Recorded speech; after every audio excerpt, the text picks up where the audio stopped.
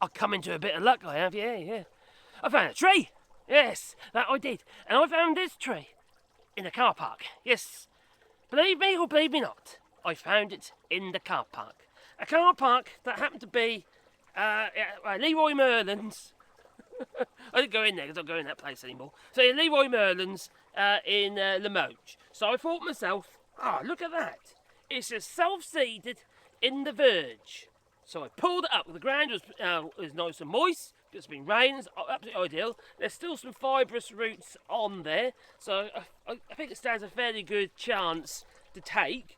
And quercus are quite good for that. Anyways, basically what it is an oak. It's a Spanish oak. And these have a smooth bark, not like the traditional oaks with all the rough riven kind of bark, really deep bark. No, these have fairly smooth bark, a little bit like flaky around the edge, sort of like rough around the edges and stuff. But they're a beautiful tree in the autumn. Oh, the autumn colours, this is absolutely fantastic. So that was quite a find. So what I've done is I brought it home. It seemed to make sense to me. I like freebies, yeah, because all these are freebies. Yeah, these ones I found all over the flipping shop that I've potted on, and we've got a right old mixture. We've got some Ribena, we've got some sycamores, some Cyphia, there's some oaks, small sycamores, more oaks, hazel, more hazel. There's all sorts that we've actually been propagating. Now, we didn't propagate them from seed or anything like that. They were literally little saplings that we found. And I thought, I'll stick it in a pot. And considering we're planting all these trees here, you see, it seems to make sense to me to plant more trees. So I found it. And these are gorgeous, these are. They're a big tree, and they have, certain times of year, the leaves are, early in the year, the leaves are really glossy. They have a lovely sort of waxy sheen to them, absolutely gorgeous. They've gone a bit matte now. Well, these ones aren't because it's a young tree, but yeah, this is literally just probably this year's sapling, I reckon. Yeah, that must be that sort of size. Yeah, it's this year's sapling.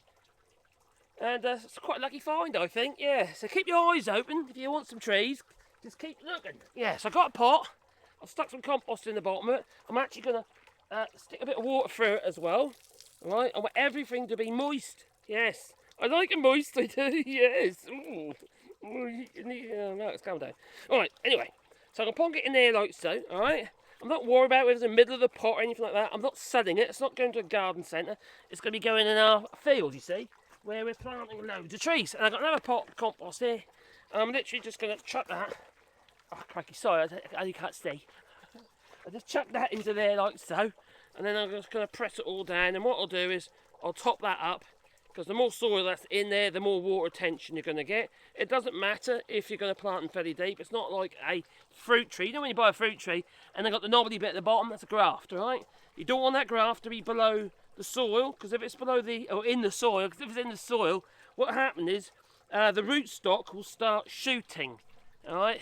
Yeah, and then you end up with a crabapple tree. That's the most common rootstock. So that's all I do, chuck it in there like so. I'll dunk it in some water.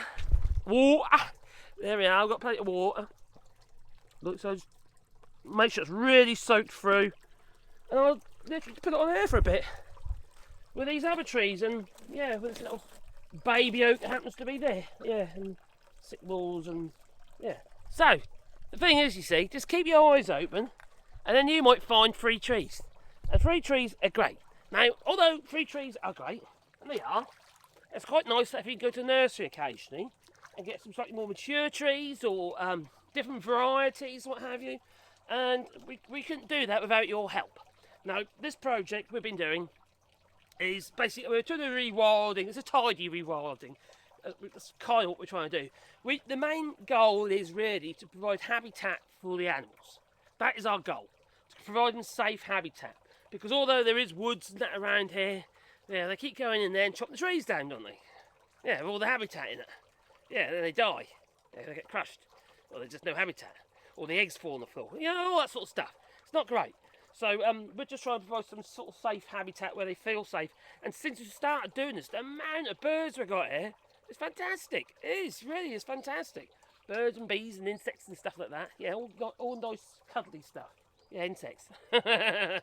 So, if you want to take part in it, and that was used like a tree, we will plant a tree in the ground on your behalf, and I will make a sign to go with the tree. In fact, I just made, and now let me show you what I made. Make a sign to a tree, because we've got some fruit trees over here that we put in. We're putting all sorts of varieties in. So it's all about providing food as well, not just habitat, but food, because they're going to eat as well. You know, it's very good having loads of trees if they've got nothing to eat, is there? So I just made another sign for a fruit tree. Yes, I just replaced one. This tree went in a little while ago, and I said a little while ago. Was it last year? I think it was. And the sign that we originally made wasn't so good, but we've got a laser now, and they work really well. Really impressed with it, I tell you. Anyway, here's one. We can put pictures on it and stuff now. You see, with the laser instead of using the router. So there we go. What do you think of that? For little Freddy. Yeah, let me just bring it down so you can see. Yeah, so that's done with a laser, and I've got Bronchus, Drachia, what do we call it, dinosaur, the one with a long neck. And over here we have a pterodactyl, and we have Freddy in the middle there with his birthday. Yes, he's a newborn. Yeah, that's why we call him a baby, you see, because he's a newborn. So yeah, that's what we're trying to do. So we're planting lots of different fruit trees. This piece here is going to be like a little orchard. We've actually got loads and loads of fruit trees we've planted. We've done about 20-30 fruit trees so far, and the Walgate oak tree. The only trees we had here were the two oaks. That one and that one, which is quite handy because we keep actually using the little saplings and planting them on. So I don't know if you can see it on the tree line, on the line. I can see all those trees being put over there. They go right down to the valley, they do, all the way down there. Yeah, and our arbour, I think that's the arbour there, is the arbour? Yeah, that's the arbour there. So we're planting that field up there, and there's another field that we're planting up on the other side, that little, there's a field on the other side there, which we're going to be planting trees. We should be planting around 1,000 trees, but I think it's going to be considerably more actually at this rate, because we're putting quite a few already. And now we've decided we're going to be putting arbours in. You know, where you plant all willow trees in a circle, all that sort of stuff, you know, or tunnels and that as well. You plant a lot of trees. So they're not necessarily a part of the rewilding, the donations that provide. Use the donations for the more variety tree. Yeah, when we go to the nursery. So if you want to make a donation, there is a GoFundMe link down below. And basically what we'll do is, our promise is we'll put a tree in the ground on your behalf, and I will make that sign to go with the tree. Just let us know what you want on it, really, you know.